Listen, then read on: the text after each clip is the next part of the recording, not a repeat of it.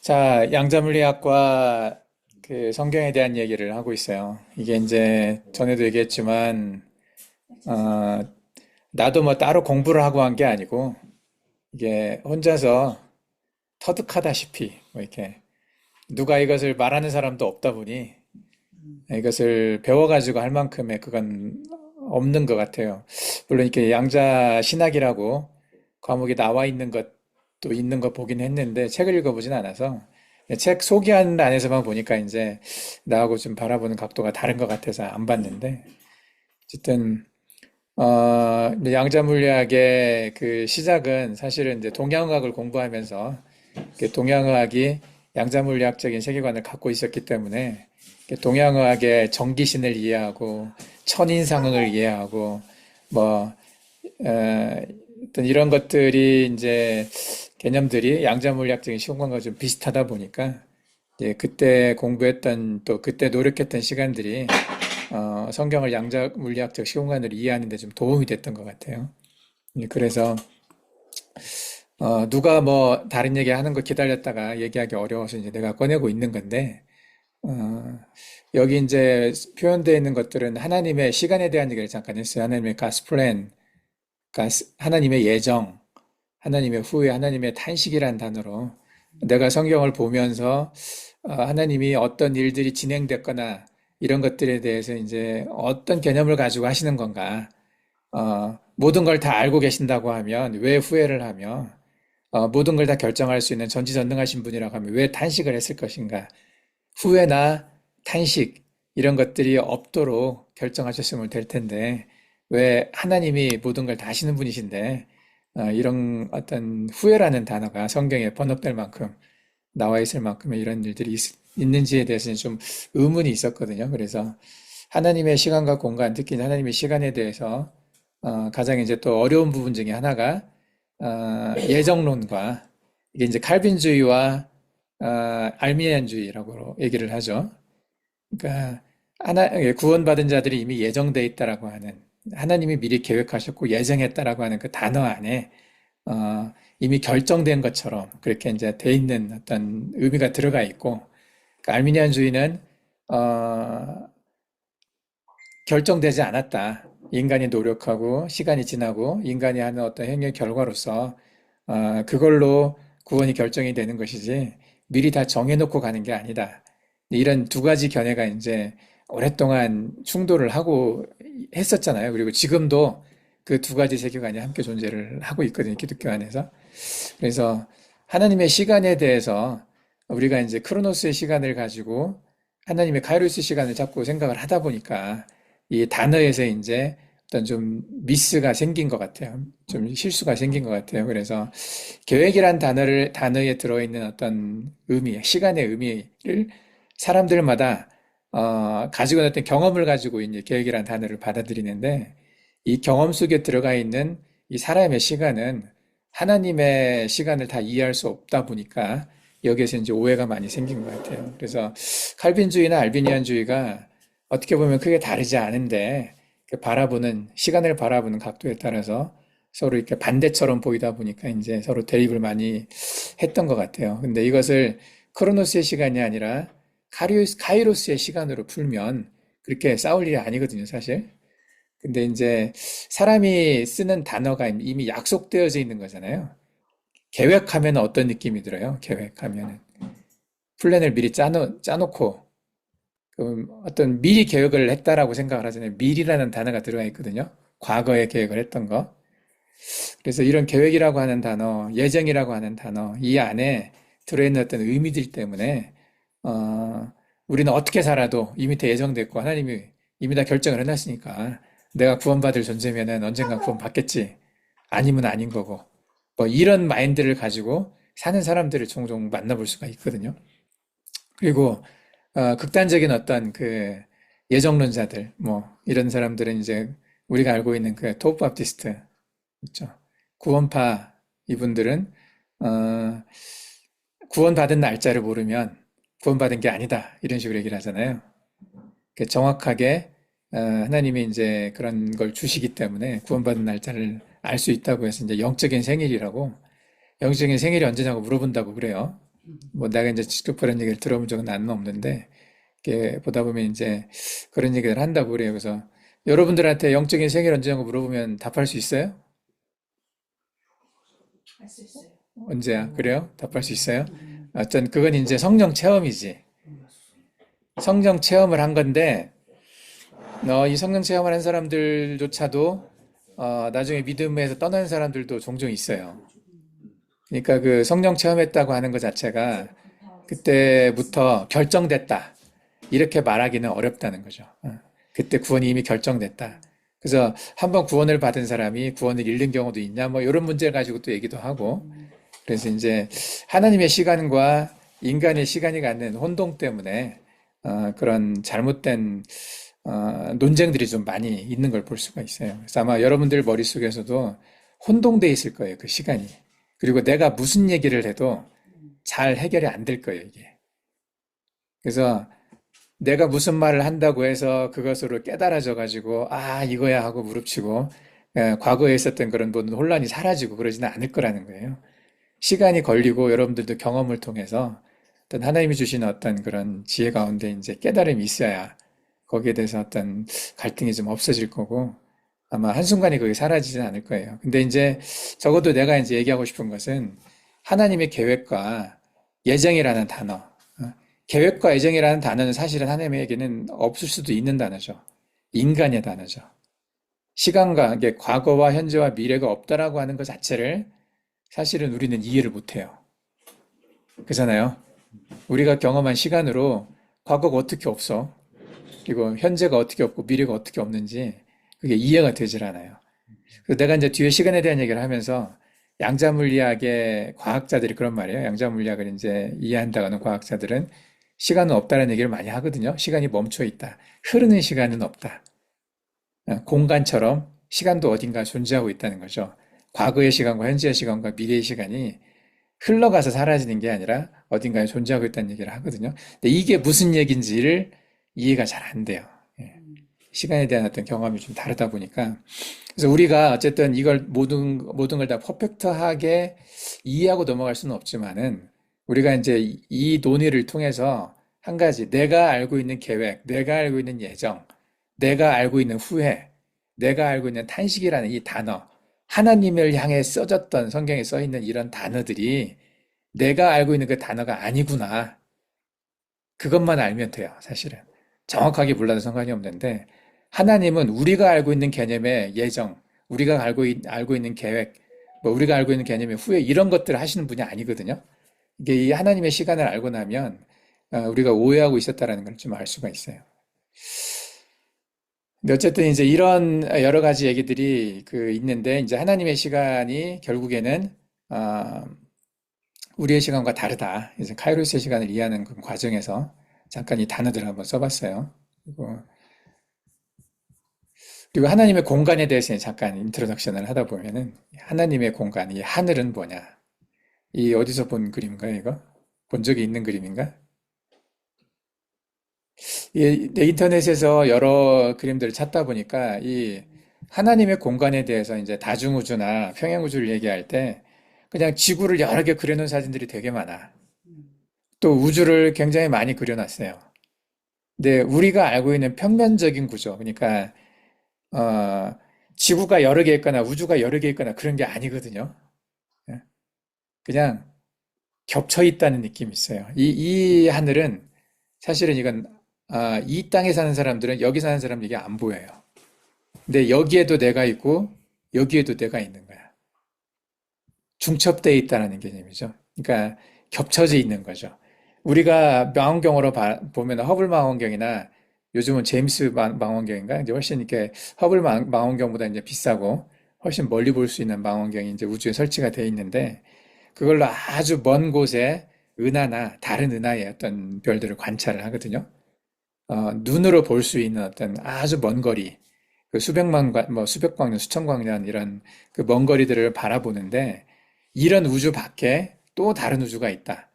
이렇게 생각을 하면 이 우주도 무한대의 공간인데 아주 큰 공간이잖아요. 근데 그런 우주가 또 밖에 있어. 그리고 그 밖에 또 다른 우주가 있고 그런 우주가 무한대의 우주가 있다고 생각을 해봐요. 그러면은 내가 존재하는 이 땅, 그 아주 큰 우주 안에 굉장히 작은 점조차 되지 않는 이런 조그마한 지구에 존재하는 나는 아무것도 아닌 것처럼 생각이 되거든요. 그런 개념의 공간으로 하나님은 이 공간을 만드신 게 아니에요. 그래서 공간이 크고 시간이 길다. 무한대의 시간과 무한대의 공간이 있다는 그런 개념을 거리, 뭐 시간 이런 개념으로 생각하지 말라는 거죠. 그냥 존재하고 있다. 그것만 알면 돼요. 시간, 이것도 그냥 어떤 사건이 있었다라는 걸 알면 되지. 그게 언제 있었냐는 중요한 게 아닌 거죠. 하나님한테는. 예. 시간이라는 것은 그래서 원래 없다라고도 표현을 해요. 양자물리학에서는. 시간이 멈춰 있다도 아니고, 시간이란 단어 자체가 인간의 착각이고 환상일 뿐이라는 거죠. 그래서 내가 이제 가끔씩 강조하지만은 어떤 사건이 있었다는 건 중요한데, 있었다. 성경성에 보면 사건들이 많이 있죠. 그걸 언제를 따지지 말라는 거죠. 언제 있었냐는. 하나님의 개념에서는 그게 언제 있었냐가 중요한 게 아니에요. 있었다는 게 중요하죠. 하나님의 공간도 마찬가지로 어디에 있냐가 중요한 게 아니라 있냐가 중요한 거죠. 그래서 인터넷에서 그림들을 찾아볼 때 가장 그나마 그 하나님의 공간, 하늘에 가깝게 표현된 게 이 그림이 아닐까라고 내 생각으로, 개인적으로 그렇게 생각을 해서 이제 우주의 사진을 안 가지고 오고 그 AI가 수많은 그러는 지구막이란 반복적으로 그러는 그런 것들 말고 이 사진을 가지고 왔어요. 그래서 성경에서는 하늘이라는 단어로 한국어로 따지면 한국어로 번역된 건 하늘이라는 단어로 표현되어 있는 성경들이 많이 있어요. 구절들이. 예를 들면 가장 우리가 첫 번째 보는 하늘이 창세기 1장 1절이죠. 내가 이걸 읽을 수는 없지만 이렇게 써 있대요. 히브리어로. 그래서 여기에 한국말로는 천지라고 한자를 썼죠. 하늘과 땅을 창조하셨다고 그랬어요. 몽골어 성경에는 텐게르 가짜르죠? 텐게르 바 가짜른가? 천석이? 네, 천지. 천지. 아, 네, 된 거라 같아. 텐게르 가짜르인데 거기서 얘기하는 텐게르가 히브리어 단어로는 아, 하샤 마임, 마임이라고 돼 있네. 예. 마임, 하샤 마임. 공간을 얘기할 때. 우리가 영화에도 그 임자 들어가는 그 뭐냐 북유럽 신화 토르 나오는 영화에서 보면 그런 많이 나오죠. 마하나이. 마하나임 뭐 무슨 임 뭐 그런 임자가 들어가는데 아마 여기서 온 게 아닌가 하는 생각이 들어요. 예, 임자가. 그래서 히브리어로 하샤마임이라고 하는 단어는 복수형이에요. 그래서 성경에 한국어로 해석되어 있는 번역되어 있는 많은 단어들에서 하늘을 그냥 단수로 써놨거든요. 하늘. 천도 그냥 하늘과 땅이라고 표현되어 있어요. 그 번역되는 그 천재라는 단어를 한국어로 그냥 한글로 번역한 또 성경들도 있잖아요. 그럼 보면 태초에 하나님이 하늘과 땅을 창조하시니라 이렇게 얘기를 하지 하늘들과 땅을 뭐 하늘들과 땅들을 이런 식으로 표현하지는 않았다는 건데 몽골어에서는 어떻게 돼 있어요? 번역이 하늘이 딩글같이. 그냥 탱게르 하면은 복수야 단수야? 복수. 그 단수. 단수죠. 단수로 느껴지죠. 예. 근데 히브리어에서는 이 하늘들이라고 표현했다는 거죠. 하늘들. 된 거도 예. 됐어요. 뭐. 예, 그래서 복수형의 단어를 썼기 때문에 원래 하늘들로 보는 게 좋은데 이 하늘들이 우리가 잠시 착각을 하면은 여러 우주를 만들었다고 생각할 수가 있어요. 다중우주라는 개념. 이 우주 밖의 우주. 엄청나게 무한대 큰 평면적인 공간에서 또는 입체적인 이런 공간에서 어느 정도 거리를 지나가야 나타나는 또 다른 우주 이런 식으로 그런 걸 만들었다고 생각을 하는데 여기서 얘기하는 이 탱게르는 이 하늘은 그런 하늘이 아니라는 거죠. 그런 우주가 아니라 요 우주 우리가 살고 있는 이 안에 또 여러 개가 있다는 거 생각을 해야 돼요. 겹쳐 있다는 거, 중첩돼 있다. 내가 나중에 이제 중첩에 대한 개념을 설명을 할 거예요. 중첩이란 말이 이렇게 서로 겹쳐 있다는 개념인데 공간을 우리가 살고 있는 공간을 그렇게 이해를 해야 된다는 거죠. 아주 먼 곳에 있는 옆에 또 옆에 뒤에 앞에 이렇게 있다는 게 아니라 겹쳐 있다는 거죠. 예. 그래서 이 하늘들이라는 단어가 많이 나오는데 이것을 이제 이 하늘들을 양자물리학적 시각에서는 여러 차원이나 평행우주를 의미할 수가 있다는 거죠. 평행우주라고 하는 개념, 아까도 얘기했던 것처럼 다른 공간, 지금 우리가 있는 이 공간은 우리 우주고 멀리 떠나서 다른 공간에 우주가 있다고 생각하면 안 된다는 거예요. 예. 우리 머릿속에는 그게 들어있어. 시간에 대한 얘기할 때, 공간에 대해 얘기할 때, 우리 경험에 의해서 그 단어에 대한 의미를 부여하다 보니까 그냥 평행우주 하면 다른 우주로 생각을 해. 아주 멀리 떨어져 있는. 수십억, 수백억 광년 밖에, 뭐 수천억 광년 밖에 도저히 우리는 갈 수도 없는 그런 것도 생각을 한다는 얘기죠. 그게 아니라는 거예요. 우리 머릿속에서 그거 지워야 돼요, 먼저. 그 진짜 안 지워질 거야. 나도 오랫동안 그 생각이 지워지지 않았거든요. 근데 지우려고 노력을 해야 돼요. 이 시간과 공간은 시간은 없고 공간은 중첩돼 있는 거다. 이렇게 생각을 해야 돼요. 어? 과거에서 현재, 미래로 흐르는 게 아니다. 시간은 흐르지가 않아요. 없다라는 개념, 공간은 중첩돼 있다고 생각을 하면 돼요. 이게 언뜻 이해가 안 되지만 머릿속에 자꾸 리마인드를 하세요. 반복을 하세요. 그렇게 생각하려고 노력을 하고, 예? 그렇게 하다 보면 이 하나님께서 왜 성경을 이렇게 이런 단어들로 쓰셨는지 이해가 되는 것 같아요. 예. 어쨌든 여기서 얘기하는 시편에서도 보면 하늘이 하나님의 영광을 선포하고 궁창이 그의 손으로 하신 일을 나타내는 도다가 나와 있어요. 시편 19편 1편에도 보면 여기서도 하늘이 하늘들이에요. 예. 그래서 과거에 이 하늘들이라고 번역을 하지 않은 이유가 아마도 이 번역하시는 분들이 거기에 대한 이해가 없어서 그랬을 거예요. 예. 우리가 보는 번역책들은 그 오류가 되게 많이 있거든요. 오류라기보다는 좀 부족한 거지.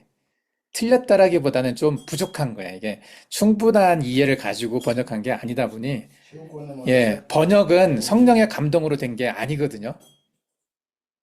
이건 확실히 얘기할 수 있어요. 성경이 쓰여진 건 성령의 감동으로 쓰여졌기 때문에 1.1획도 틀리지 않는다고 우리가 믿고 가야 되거든요. 근데 번역은 절대 그러지 않아요. 번역이 틀림이 없다. 예를 들면 킹제임스 버전이 오류가 없다고 주장하는 사람 절대 안 그렇거든요. 사람들이 있었어요. 번역을 할 때 물론 성령이 도와주시긴 하셨겠지만 내가 이 책을 쓸 때도 나는 성령이 도왔다고 생각을 하거든요. 그렇지만 이 책이 오류가 어떻게 없을 수가 있어요. 분명히 틀린 게 있을 수 있고 사람이 썼기 때문에 그 차이는 구분을 해야 돼요. 그래서 우리가 히브리어 원어는 딱 한 권밖에 없잖아요. 하나밖에 없는 그 원어 버전은 틀림이 없다. 성령의 감동으로 쓰여진 건데 이 번역은 그러지 않다는 건 인정을 하고 가야 되거든요. 예. 번역할 때 헤브리어 말 예. 알고 나서 번역했는데 그래도 한계가 있죠. 예. 예.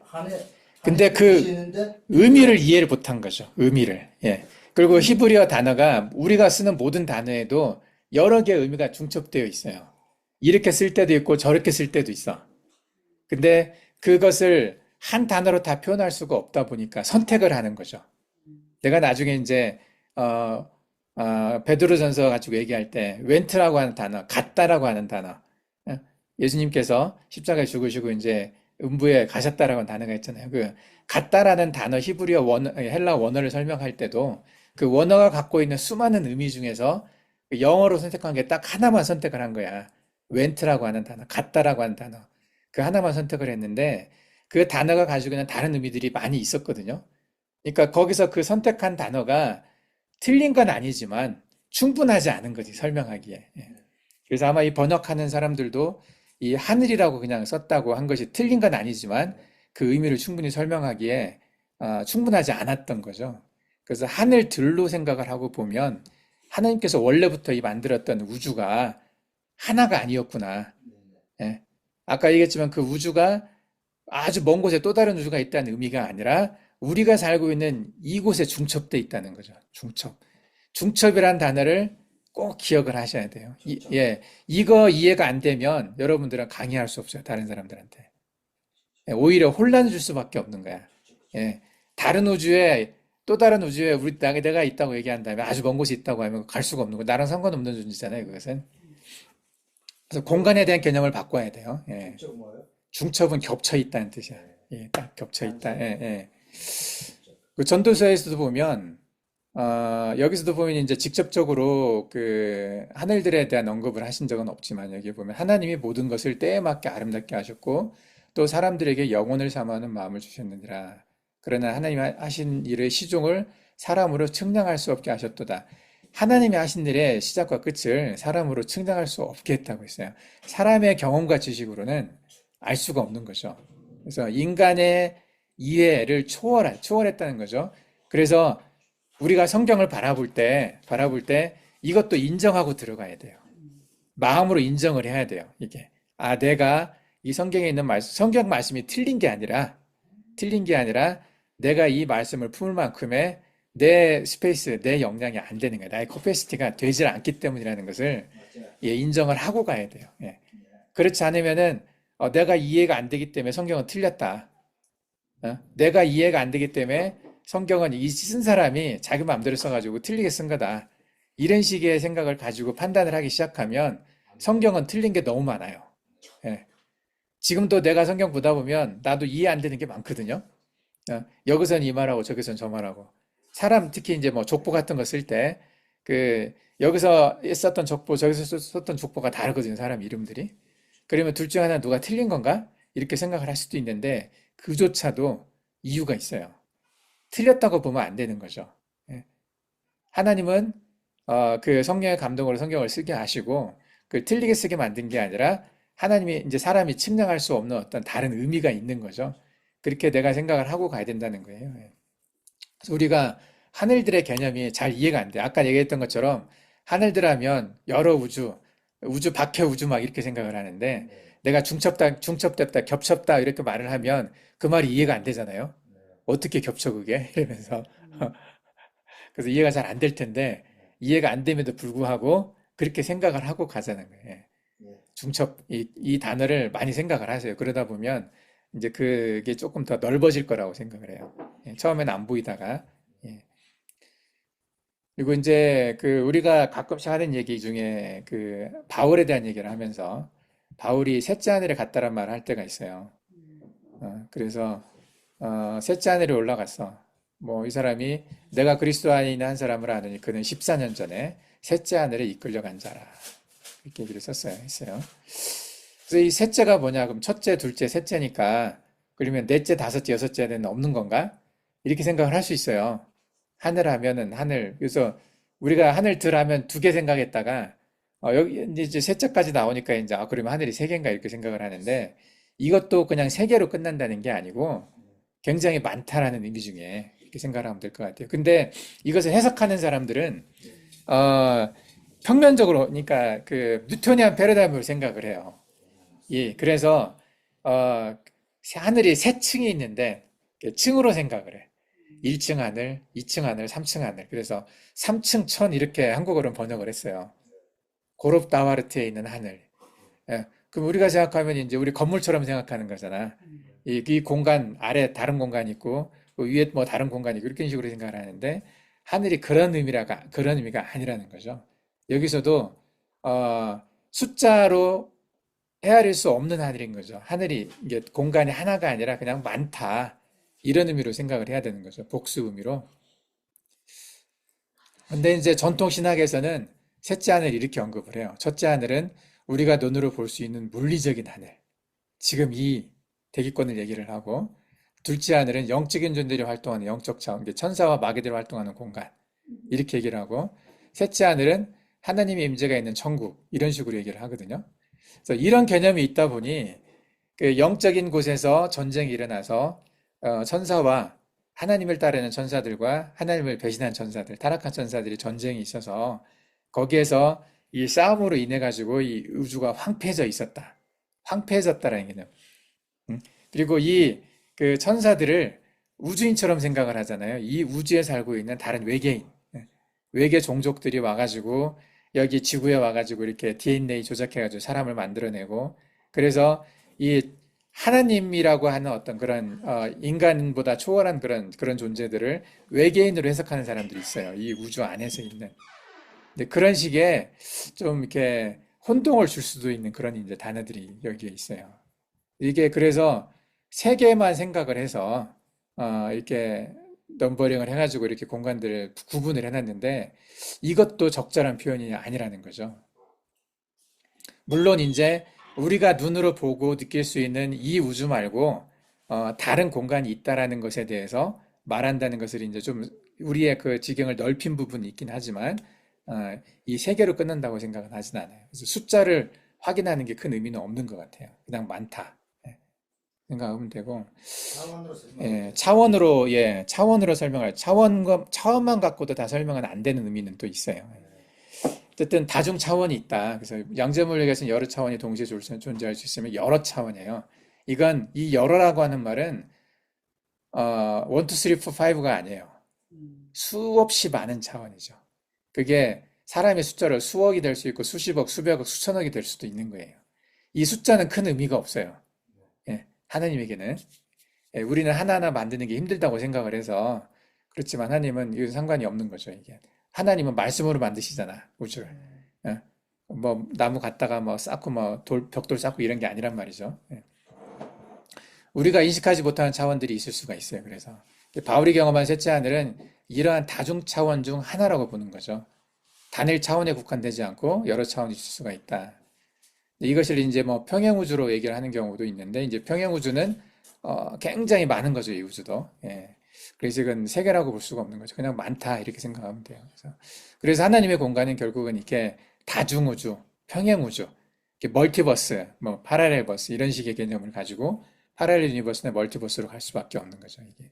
그래서 이게 현대 양자물리학의 개념을 가지고 바라보는 공간, 이 양자물리학을 개념을 가지고 바라보는 우주와 성경에서 표현하는 우주가 많이 비슷해요. 그래서 양자물리학이 나는 상당히 감사하게 생각을 해요. 그래서 이 퀀텀 그 메카닉이 성경을 이해하는 데 굉장히 도움을 주고 있다는 생각을 하거든요. 아마 이게 아니었으면 성경의 많은 어떤 그 구절들, 우리가 이해할 수 없는 구절들에 대해서 그 혼란을 겪다가 예전 많은 사람들이 그랬거든요. 포기하고 떠나가요. 이해하는 걸 포기하고 성경은 잘못됐다. 성경은 좀 이렇게 너무 안 맞는다. 이러면서 이렇게 포기하고 떠나는 사람들이 많이 있었거든요. 근데 양자물리학적 시공의 개념을 가지고 접근을 하면 이해가 되는 게 훨씬 많아요. 그리고 글자 하나하나가 이것 때문에 이렇게 쓰셨구나라는 그런 감동이 막 올 때가 있어요. 예. 일단 다중우주와 평행우주와 관련된 성경 구절을 이렇게 여러 개를 찾아봤는데 골로새서 1장 16에서 17절을 보면 만물이 그에게서 창조되되 하늘과 땅에서 보이는 것들과 보이지 않는 것들과 혹은 왕권들이나 수권들이나 통치자들이나 권세들이나 만물이 다 그로 말미암고 그를 위하여 창조되었고 또한 그가 만물보다 먼저 계시고 만물이 그 안에 함께 섰느니라. 참 이게 이해가 안 되는, 예? 무슨 말인가 이제 이게 이해가 안 되는 말들인데 어쨌든 양자물리학적 개념을 가지고 시공을 보고 이 말씀을 보다 보면 양자물리학적인 시공간의 개념이 이 안에 들어있나 보다 이런 살짝 그런 느낌이 들잖아요. 명확하게 이것이 이 말이다라고 말하기 좀 어렵지만 예, 만물이 그의 안에 있다. 만물보다 먼저 계셨다. 예, 이게 이제 하나님을 바라볼 때 이게 어떤 의미인지 조금 이제 이해가 되는 거죠. 그리고 히브리서 11장 3절 우리가 잘 이해가 안 됐던 말씀 중에 하나예요. 믿음으로 모든 세계가 하나님의 말씀으로 지어진 줄을 우리가 아나니 보이는 것은 나타난 것으로 말미암아 된 것이 아니니라. 여기서도 보면 이 모든 세계라고 돼 있어요. 모든 세계. 예. 이 모든 세계라고 하면 여러분들은 어떻게 이해를 했어요? 솔롱고스, 몽골, 뭐 아메리카 이런 거 생각을 했지. 이스라엘, 뭐 로마, 예. 인데레이라고 생각을 했어요. 인데레이 안에, 닉데레이 안에 모든 나라들, 뭐 이런 식의 생각을 했어요. 근데 여기서 말하는 이 모든이라고 하는 단어가 그렇게 우리가 살고 있는 이 단어 하나에 한정되어 있는 단어가 아니라는 거죠. 예. 그래요? 데레라고만 돼 있어? 세상. 그냥 세상이라고만 돼 있어요? 예. 히브리서 모든 세계가 있어요. 그러니까 하나님께서 만드신 모든 우주, 모든 시간, 이게 다 포함되어 있는 세계라는 거죠. 이게. 그러니까 이 말씀 안에도 그 양자물리학적인 이 우주관이 들어가 있는 거죠. 이 모든이라고. 예. 그래서 이게 그 몽골 번역도 몽골어 번역한 사람도 그 개념이 없으니까 그렇게 번역을 한 거지. 그죠? 그냥 세계라고 하면 물론 세계라고 하는 단어 안에 세계가 그 중첩되어 있고 이제 양자물리학적 개념으로 많은 멀티버스가 있기 때문에 그냥 포함하고 있다고 볼 수도 있어요. 근데 그렇게 생각하고 세계를 보면 별 문제가 없어요. 세계 자체가 복수잖아. 근데 그냥 그걸 모르고 이렇게 보다 보면 우리가 살고 있는 이 세상 현재 뭐 그 우리가 눈으로 보고 느끼고 우리 역사로 알고 있는 그 세상인가 보다 생각을 할 텐데 그 세상 하나만 있다는 건 아니라는 거죠. 그래서 이런 것들을 좀 이렇게 좀 인식의 범위를 좀 넓혀줄 수 있다는 거예요. 양자물리학적인 해석을 하면은. 예. 이거 이제 두 번째 구절 한번 보면 이걸 내가 다 읽진 않을게요. 예. 에베소서 1장 4절을 보면 곧 창세 전에 그리스도 안에서 우리를 택하사 우리로 사랑 안에서 그 앞에 거룩하고 흠이 없게 하시려고 해서 이게 이제 예정이라고 하는 단어에 많이 힘을 실어줬던 그런 예시 구절이거든요. 곧 창세 전에 그리스도 안에서 우리를 택했어요. 택했다. 예정론이죠. 창세 전이란 말은 이 세상이 만들어지기 전이잖아요. 전이라는 말 안에 시간이 들어가 있어요. 택했다. 이것도 이제 전에 택했다고 하기 때문에 예정이라는 단어가 이제 생겨지는 거죠. 예, 만들어지기 어떤 일이 있기 전에 택했다. 그 예정됐다라고 이 말을 표현을 하거든요. 그래서 예, 우리가 예정됐다. 하나님의 자녀로 백성으로 예정되어서 구원이 예정되어 있다 해서 예정론이라는 단어가 여기서 나왔죠. 칼빈이 특히 장로교가 이제 예정에 대한 얘기를 많이 하는데 그래서 이 얘기는 하나님의 시공간의 개념으로는 맞죠, 이게. 예. 근데 우리의 시공간, 크로노스의 시공간 개념으로는 이게 안 맞는 말이에요. 예. 그래서 우리가 착각하지 말아야 될 것은 우리는 시공간의 한계를 갖고 있는 존재예요. 크로노스의 시공간에 살 수밖에 없고 그렇지만 하나님은 카이로스의 시공간에 계시기 때문에 시공간이 없는 분이시기 때문에 이렇게 말씀을 이제 쓰신 거죠. 하나님의 개념으로는. 그래서 하나님은 현재, 과거, 미래가 없으시는 그게 구애받지 않는 분이기 때문에 이렇게 단어를 쓸 수가 있어요. 그리고 시편 139편 16절에도 보면 내 형질이 이루어지기 전에 주의 눈이 보셨으며 이거 굉장히 중요한 말이 나와 있어요. 주의 눈이 보셨다. 내가 나중에 이제 설명을 좀 할 텐데 이게 양자물리학적인 개념에서 중요한 개념이 퀀텀 인탱글먼트하고 그리고 시간의 비대칭성, 어시메트리 그리고 파동함수의 붕괴라는 개념이 있어요. 그래서 웨이브 펑션 콜랩스라는 개념이 있거든요. 영어로 보면 웨이브 펑션 콜랩스라는 개념에선 이것은 관찰자 누군가가 봤다는 거거든요. 여러 가지 가능성이 있는 양자물리학적인 시공간. 양자물리학 시공간은 중첩돼 있고 얽혀져 있고 그러면서 이게 가능성이 굉장히 많은 시공간이거든요. 결정이 안 돼 있어.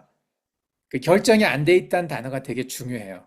양자 컴퓨터에서도 그래서 이것을 큐비트라고 하거든요. 그게 결정이 안 돼 있어. 0이냐 1이냐. 보통 컴퓨터는 우리가 쓰는 컴퓨터는 0이냐 1이냐가 결정되잖아. 그래서 계속 그걸 물어보고 가거든요. yes, 이게 0, or 1 해가지고 그걸 하나하나 물어보고 가다 보니까 이 단계 연산할 때 굉장히 긴 시간이 걸리는 거야, 이게.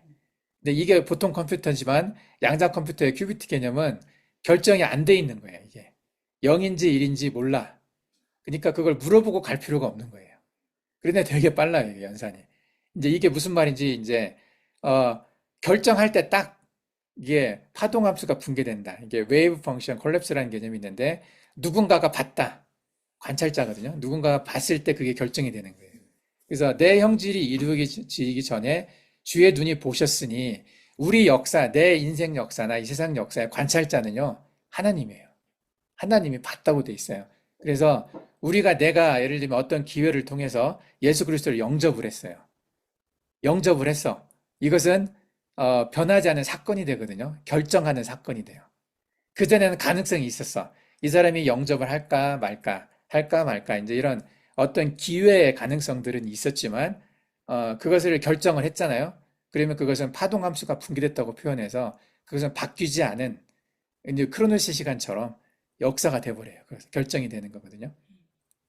그래서 우리가 가지고 있는 수많은 어떤 멀티버스나 평행우주, 우리가 가지고 있는 많은 기회, 그런 기회들을 하나님은 주셨는데 그 기회에서 어떤 결정을 하게 되면 그걸로 이제 결정이 된다는 얘기예요. 그것을 누가 결정을 하느냐?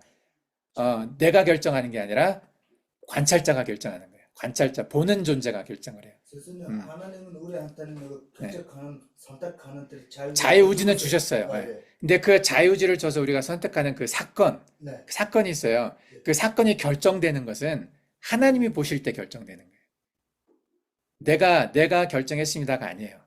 예, 관찰자가 결정하는 거예요. 예. 결정하는 생각했는데 예. 그건 하나님 시간으로 수많은 나중에 하나죠, 그게. 예, 평형우주 안에서. 근데 하나님의 눈이 보셨다라는 이 표현이 이게 굉장히 내가 많이 고민했거든요. 이게 웨이브 펑션 콜랩스라는 단어 다 개념이 뭘까 많이 찾아보고 했는데 성경에 어디 그게 나오나. 근데 이 눈이 보셨다라는 이 표현이 굉장히 내 형질이 이루기 전에 주의 눈이 보셨으며 나를 위하여 정한 날이 하루도 되기 전에 여기도 보면 날이라고 돼 있는데 실제 원어로 보면 이 날도 복수형이에요. 날들이에요. 시간들이거든요. 공간들, 시간들. 예. 이것도 이제 이 날이 하루도 되기 전에 주의 책에 다 기록되었나이다. 이게 하나님께서는 이미 우리가 바라보는 게 뭐 하나님의 개념은 사실은 임의가 아니죠. 하나님은 이제 어떻게 보면 그때그때 결정하는 것처럼 보일 수도 있어. 그러니까 알미니안주의 해석이 맞을 수도 있고 칼빈의 해석이 맞을 수도 있는 거예요. 인간의 어떤 다른 각도로 보면 시간의 다른 각도로 보면 그래서 하나님은 이미 말했다고 하지만은 인간의 시간으로 보면 다음일 수도 있어요.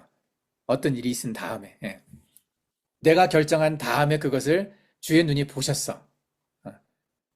내 형질이 이루어진 다음에 주님이 보셨어. 이렇게 해도 하나님의 의미에서는 틀리지 않는 거죠. 전이냐 다음이냐 이것은 하나님의 입장에서는 중요한 게 아니거든요. 그게 없기 때문에 하나님의 단어에서는 어쨌든 이게 시편 139편 16절도 여기 써져 있는 단어가 이제 그런 의미가 있어요. 그래서 양자 물리학적인 그 시공간의 개념이 들어 있다는 거죠. 그래서 헬라어 원어로 보면 뭐뭐하기 전에 뭐뭐 앞에라는 시간적 선행을 나타내기는 하는데 기초, 기원, 세상을 만들어진 창조 전에 이런 얘기가 나오는데 이제 날들도 여기도 보면 히브리어도 보면 야민 이게 날들이란 뜻이에요. 예. 시간의 흐름을 나타내는 단어이긴 하죠, 이것도. 예. 근데 여기서 보면 어쨌든 하나님께서 우리가 생각하기엔 이제 미래일 수 있죠. 하나님 보시기엔 그런 건 아니지만은 예. 어쨌든 이런 이제 표현들이 돼 있어요. 그래서 여기 기억하면 좋을 것 같아요. 이게 내 형질이 이루어지기 전에 주의 눈이 보셨으며 보셨다라는 단어가 굉장히 중요해요. 내가 이따 다시 한번 설명을 할게요. 예. 잠깐 쉬었다 하겠습니다. 그리고